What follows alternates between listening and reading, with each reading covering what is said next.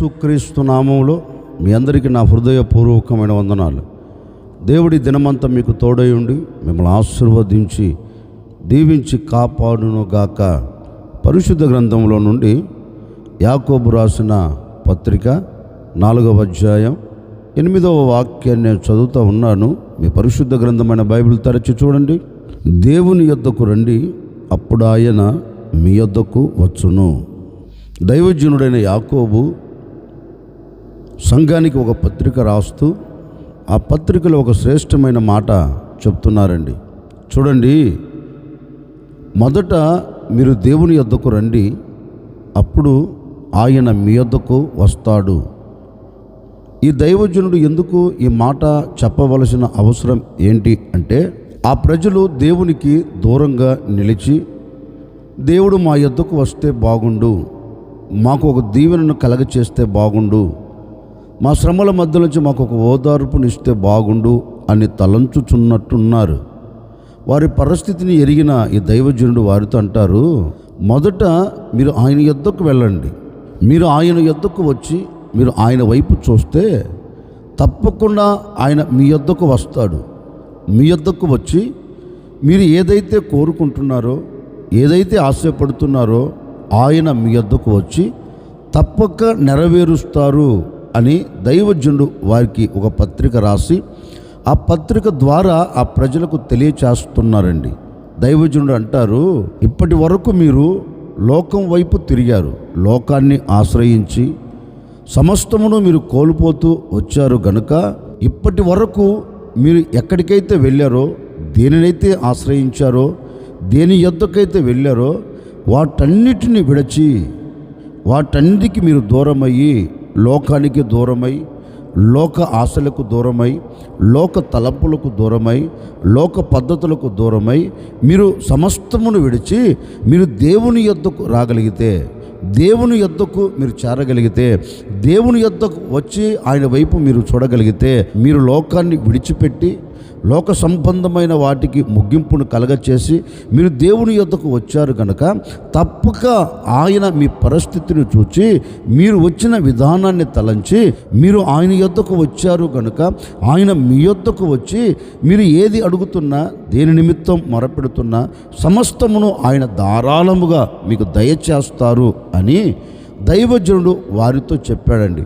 ఈ ఉదయకాల సమయంలో ఒక సేవకుడిగా నేను కూడా మీతో చెప్పాలి అనుకున్న మాట ఏంటంటే, ఒకవేళ ఇప్పటి వరకు దేని యొద్దకు మీరు వెళ్ళారో, దేనిని ఆశ్రయిస్తూ వచ్చారో, దేని యొద్దకు వెళ్ళి ఆవేదన చెందుతూ అనుకున్న గమ్యము చేరలేక నిలుచున్న చోటే నిస్సహాయ స్థితిలో పడిపోయి అన్నీ కోల్పోయి ఎటు వెళ్ళాలో అర్థం కాక అయోమయములో పడిపోయి ఒకవేళ అంధకారములోనికి దిగజార్చబడుతున్నట్లు నీ బ్రతుకును ఈడ్చుకుంటూ వస్తున్నావేమో, ఈ ఉదయకాల సమయంలో నా దేవుని మాటలు వింటున్న నీవు వాటన్నిటిని విడిచి, లోక సంబంధమైన వాటన్నిటిని విడిచి, ఇప్పటి వరకు నీవు ఆయన యొద్దకు రాకపోయినందువలన ఆయన నీ యొద్దకు రాలేదు.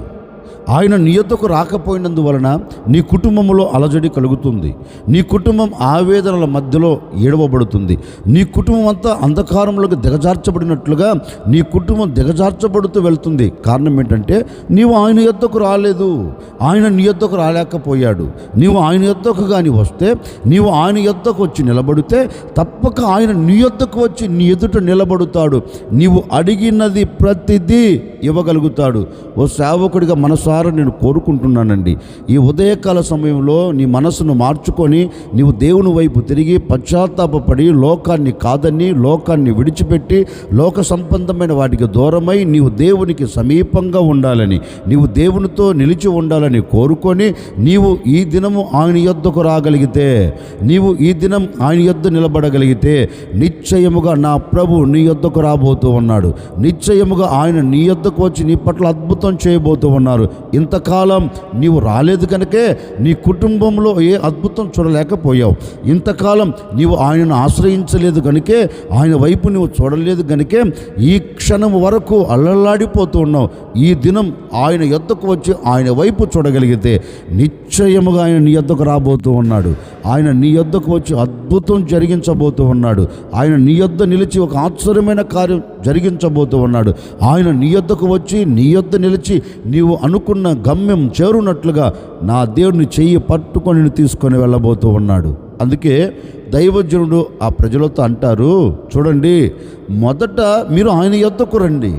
మీరు ఆయన యొద్దకు వస్తే ఆయన మీ యొద్దకు వచ్చి మీ పట్ల అద్భుతం చేస్తాడు అన్నాడు. ఆయన మన యొద్దకు వస్తే మనకి ఏం కలుగుతుంది? పరిశుద్ధ గ్రంథములో నుండి ఒక మాట నేను మీకు జ్ఞాపకం చేస్తాను. జకరియా ప్రవచన గ్రంథం 9వ అధ్యాయం 9వ వాక్యాన్ని నేను చదువుతూ ఉన్నాను. మీ పరిశుద్ధ గ్రంథమైన బైబిల్ తెరిచి చూడండి. సియోను నివాసులారా బహుగా సంతోషించుడి, యెరూషలేము నివాసులారా ఉల్లాసముగా ఉండుడి. నీ రాజు నీతిపరుడును రక్షణ గలవాడును దీనుడై గాడిదను గాడిద పిల్లను ఎక్కి నీ యొద్దకు వచ్చుచున్నాడు. ఇప్పటి వరకు సియోను నివాసులారా, యెరూషలేము కాపురస్తులారా, ఇప్పటి వరకు మీ బ్రతుకుల్లో ఒక సంతోషం లేదు, మీ బ్రతుకుల్లో ఒక ఆనందం లేదు. ఆయన మీ జీవితంలో, మీ కుటుంబంలో ఒక సంతోషాన్ని, ఒక ఉల్లాసాన్ని ఇవ్వాలి అని ఆయన మీ యొద్దకు వచ్చుచున్నాడు.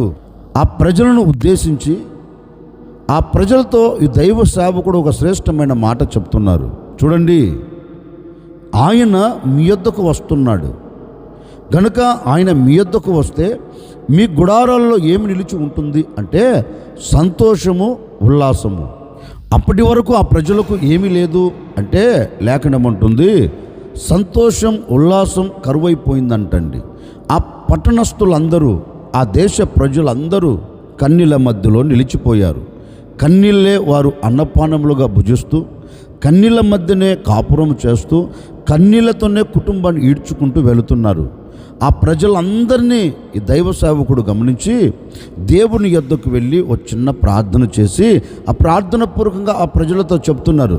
కన్నీరు కారుస్తూ కలవరాల మధ్యలో నిలబడి గమ్యము తెలియక ఇక మేము సంతోషాన్ని చూడగలుగుతామా, ఆనందాన్ని అనుభవించగలుగుతామా అన్న ప్రజలతో ఈ దైవ సేవకుడు ఒక శ్రేష్టమైన మాట చెప్తున్నారు.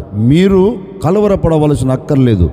ఆయన మీ కన్నీరు తుడిచివేయుటకు, మీ కంట కన్నీరు కనపడకుండా మీ కుటుంబంలో ఉల్లాసము, మీ కుటుంబంలో ఆనందము నిలబడుటకు ఆయన మీ యొద్దకు రాబోతూ ఉన్నాడు.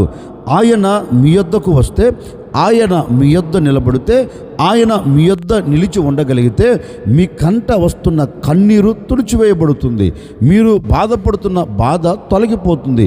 మీ కుటుంబంలో సంతోషంతో పాటు ఉల్లాసము కూడా నిలిచి ఉంటుంది అని దైవ సేవకుడు వారితో చెప్పారు. నిజమే, అప్పటి వరకు ఆ ప్రజలు ఎలా ఉన్నారు అంటే కన్నీళ్ళ మధ్యలోనే, కష్టాల మధ్యలోనే ఏ కుటుంబాన్ని పలకరించినా, ఏ వ్యక్తిని పలకరించినా సంతోషమే కరువైపోయిందండి, ఆనందమే కరువైపోయిందండి. ఆ ప్రజలతో దేవుడు చెప్తున్నాడు, నేను మీ యొద్దకు వస్తున్నాను, నేను మీ యొద్దకు వచ్చి మీ పట్ల అద్భుతం చేయబోతున్నాను, మీ కన్నీరును తుడిచివేయబోతూ ఉన్నాను, మీ కన్నీళ్లకు ముగింపును కలగచేస్తున్నాను అని దేవాతి దేవుడు వారి యొద్దకు వచ్చి వారి గుడారాలలో ఉన్న కన్నీరును తుడిచివేసి వారి కుటుంబంలో ఉన్న ఆవేదనను కొట్టివేసి ఆ కుటుంబాలన్నిటికీ ఆనందం, ఉల్లాసం, సంతోషాన్ని పంచిపెట్టి ఆ కుటుంబాలు ఆనందకరంగా బ్రతుకున్నట్లుగా దేవుడు అద్భుతం చేశారు. నిజమే, ఈ రోజున చాలా కుటుంబాల్లో కంటికి కనబడకుండా కరువైపోయింది, మరుగైపోయింది. కుటుంబంలో ఏంటి అంటే ఒక సంతోషం అండి. ఎవరినన్నా పలకరించండి, ఏ వ్యక్తితోన్నా మాట్లాడండి, ఆ వ్యక్తి పెదాల మీద చిరునవ్వు ఉంటుంది కానీ హృదయంలో చిరునవ్వు ఉండదండి. ఏదో ఒక బాధ హృదయాన్ని తొలిచి పడవేస్తుంది, ఏదో ఒక పరిస్థితి హృదయాన్ని కృంగచేస్తుంది, ఏదో ఒక పరిస్థితి హృదయ ఆవేదనకు కారణముగా నిలబడి కలవర పెడుతూ కన్నీరు కార్చేటట్లుగా ఈ రోజున మానవుని మీద పెత్తనము చేస్తూ వస్తుందండి కన్నీరు. ఎవరిని పలకరించిన ఆవేదనతో నిలబడుతారు కానీ ఆనందకరంగా ఉన్నాము అని చెప్పగలిగిన వాడు నరలోకంలో నరములాడుతున్న ఏ నరుడు కనపడడండి. నిజమే, ఒకవేళ అలాంటి స్థితిలో నీవు ఉన్నావేమో, అలాంటి పరిస్థితుల మధ్యలో ఎడవబడుతూ కొట్టబడుతూ ఒకవేళ నువ్వు నడిపించబడుతున్నావేమో నాకు తెలియదండి. ఈ ఉదయకాల సమయంలో నా ప్రభు నీతో చెప్పకనే చెబుతున్నారు. ఏ కన్నీరు కారుస్తున్నావో, ఏ కన్నీళ్లు నీ కుటుంబం నిలబడి ఆనందాన్ని దూరం చేశాయో, సంతోషాన్ని దూరం చేశాయో, ఉల్లాసాన్ని దూరం చేశాయో నాకు తెలియదండి. ఈ ఉదయకాల సమయంలో ఒక సేవకుడిగా మనసారా కోరుకొని మిమ్మల్ని ఆశీర్వదిస్తున్నాను. నేటి వరకు మిమ్మల్ని తరుముతున్న కన్నీరు, నేటి వరకు సంతోషము లేకుండా చేస్తున్న పరిస్థితులు, నేటి వరకు ఆనందము లేకుండా చేస్తున్న పరిస్థితులు, నేటి వరకు ఉల్లాసము లేకుండా చేస్తున్న పరిస్థితులన్నిటినీ నా ప్రభు కొట్టివేయబోతూ ఉన్నారు. నా ప్రభు అణచివేయబోతూ ఉన్నారు. ఈ దినము నుండి నీ కుటుంబంలో సంతోషం నిలిచి ఉండబోతుంది. ఈ దినము నుండి ఉల్లాసం నీ కుటుంబం చూడబోతుంది. ఒకవేళ ఇప్పటి వరకు చూడలేదేమో పరిస్థితులను బట్టి, ఒకవేళ మీ కుటుంబంలో ఉన్న నలుగురు మధ్య సమాధానం లేదేమో, ఉన్న ఇద్దరి మధ్య సమాధానం లేదేమో, పిల్లలు తల్లిదండ్రుల మధ్య, తల్లిదండ్రులు పిల్లల మధ్య, భర్త భార్య మధ్య, భార్య భర్త మధ్య సమాధానము లేక సంతోషం లేక అల్లల్లాడిపోతున్నారేమో నాకు తెలియదండి. ఇప్పటి వరకు ఇలాంటి అనుభవాలు నీ కుటుంబంలో ఎందుకు పొడచూపుతున్నాయంటే నీవు దేవుని యొద్దకు రాలా. నీవు దేవుని యొద్దకు రాకపోయినందువలన ఆయన నీ యొద్దకు రాలా. ఆయన నీ యొద్దకు రాలేదు కనుకనే నీ కుటుంబంలో కన్నీరు, నీ కుటుంబంలో ఆవేదన. ఇప్పటి వరకు నువ్వు ఆలోచిస్తూ వస్తున్నావు, అయ్యో నా జీవితంలో ఇక మార్పు ఉండదేమో, ఈ కన్నీరు తుడిచివేయబడదేమో, ఈ కష్టం తొలగిపోదేమో అని కలవరపడుతున్నావు. ఏ ఒక్కరోజైనా నేను నా దేవుని యొద్దకు వెళ్ళి నా దేవుని పాదాలు పట్టుకుంటే ఆయన నా యొద్దకు వస్తాడు, ఆయన నా యొద్దకు వస్తే నేను అద్భుతం చూడగలుగుతానని ఏ ఒక్కరోజున ఆలోచించారండి? ఆలోచించకపోయినందువలనే కదా ఈ కన్నీరంతా కలిగేది. ఈరోజు ఒక నిర్ణయం తీసుకోండి. నేను దేవుని యొద్దకు వెళతాను, ఆయన నా యొద్దకు వస్తాడు, ఆయన నా యొద్దకు వస్తే నా కన్నీరు తుడవబడుతుంది అని మనస్ఫూర్తిగా ఈరోజు ప్రభు వైపు చూడగలిగితే నిశ్చయముగా నీ కన్నీరును చూచిన దేవుడు, నీ వేదనను చూచిన దేవుడు నీకు ఆనందాన్ని, సంతోషాన్ని, ఉల్లాసాన్ని పంచి పెట్టాలని ఆయన ఈ ఉదయకాల సమయంలో నీ యొద్దకు దిగి రాబోతూ ఉన్నాడు. ఈ ఉదయకాల సమయం నుండి నీ ఉల్లాసాన్ని చూడబోతూ ఉన్నావు, సంతోషాన్ని చూడబోతూ ఉన్నావు, ఆనందాన్ని అనుభవించబోతూ ఉన్నావు. ఆనందం, సంతోషం, ఉల్లాసాన్ని ఇచ్చుటకు సర్వశక్తి కలిగిన దేవుడు సింహాసనమును విడచి ఈ ఉదయకాల సమయంలో నీ కుటుంబంలో అడుగు పెట్టబోతూ ఉన్నాడు, నీ వ్యక్తిగత జీవితంలో అడుగు పెట్టబోతూ ఉన్నాడు. ఇప్పటి వరకు చూచిన కన్నీరు ఇక మీదట నీవు చూడకుండా ఉండేదవుగాక. ఇప్పటి వరకు చూచిన కష్టం ఇక మీదట నీవు చూడకుండా ఉండేదవుగాక. ఈ దినము నుండి నీకు ఉల్లాసం, ఆనందం కలుగునుగాక, సంతోషం, సమాధానము కలుగునుగాక. నా ప్రభు ఈ ఉదయకాల సమయము నుండి నీ కుటుంబము యొద్దకు దిగి వచ్చి నీ కుటుంబంలో అడుగుపెట్టి మీ కుటుంబాలన్నిటికీ నా దేవుడు ఉల్లాసాన్ని దయచేయబోతూ ఉన్నాడు. మీ కుటుంబాలన్నిటికీ నా ప్రభు సంతోషాన్ని ఇవ్వబోతూ ఉన్నాడు. సంతోషము లేని నీ బ్రతుకునకు, ఉల్లాసము లేని నీ బ్రతుకునకు నా దేవుడు తప్పక నీ యొద్దకు రాబోతున్నాడు. ఆ ఉల్లాసాన్ని, ఆ సంతోషాన్ని ఇచ్చుటకు నా ప్రభు నీ యొద్దకు రాబోతూ ఉన్నాడు. నీ యొద్దకు వచ్చి నీ పట్ల ఒక అద్భుతం చేసి నీ కుటుంబానికి నీకు సంతోషం, సమాధానం, ఉల్లాసం దయచేయునుగాక. అందుకే జకరియా గ్రంథకర్త తన గ్రంథములు అంటారు, ఓ సియోను నివాసులారా, ఓ యెరూషలేము నివాసులారా, నీ రాజు నీ యొద్దకు రాబోతూ ఉన్నాడు. నీ రాజు ఎందుకు నీ యొద్దకు రాబోతున్నాడంటే మీకు సంతోషాన్ని, ఉల్లాసాన్ని పంచిపెట్టుటకు అన్నట్లుగా ఒక సేవకుడిగా నేను కూడా మరలా చెప్తున్నానండి. ఈ ఉదయకాల సమయంలో ఈ మాటలు వింటున్న ప్రతి ఒక్కరి యొద్దకు నా ప్రభు వచ్చి ప్రతి కుటుంబానికి నా దేవుడు ఉల్లాసాన్ని, సంతోషాన్ని మీ కుటుంబాలకు సమృద్ధిగా దయచేయబోతూ ఉన్నారు. ఈ దినమంతే కాదు, నీ బ్రతుకు దినములన్నిటా నా దేవుడు నీ యొద్దకు వచ్చి నిన్ను ఆశీర్వదించునుగాక. ఈ దినమంతా నువ్వు చేస్తున్న ఆ వ్యాపారము యొద్దకు నా ప్రభు రాబోతూ ఉన్నాడు. నీ చేతి పని యొద్దకు రాబోతూ ఉన్నాడు. నీ ఆత్మ సంబంధమైన జీవితంలో అడుగు పెట్టబోతూ ఉన్నాడు. నీ కుటుంబంలో అడుగు పెట్టబోతూ ఉన్నాడు. నీ ఉద్యోగంలో అడుగు పెట్టబోతూ ఉన్నాడు. నువ్వు ఎక్కడ నిలబడినా అక్కడ నా ప్రభువు నీ యొద్దకు వచ్చి నీకు సంతోషం, సమాధానం, ఉల్లాసం అనుగ్రహించి ఈ దినమంతే కాదు, నీ బ్రతుకు దినములన్నిట నా దేవుడు ఆనందముతో కూడిన సంతోషాన్ని, సమాధానముతో కూడిన ఉల్లాసాన్ని మీ కుటుంబాలకు నా దేవుడు సమృద్ధిగా దయచేయునుగాక.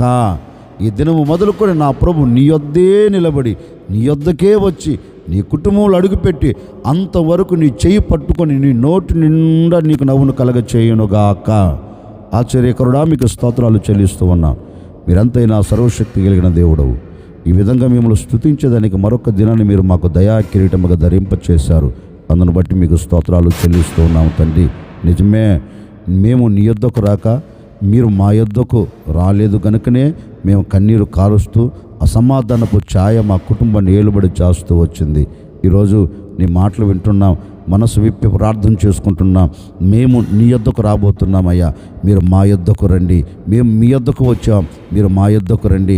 మా యొద్దకు వచ్చి మా కుటుంబాలలో మీ సమాధానమును కలగచేయండి, మీ ఆనందమును కలగచేయండి అని ఎందరైతే కోరుకుంటున్నారో ప్రతి కుటుంబానికి మీ సమాధానం కలుగునుగాక, మీ సంతోషం కలుగునుగాక, మీ ఉల్లాసం కలుగునుగాక.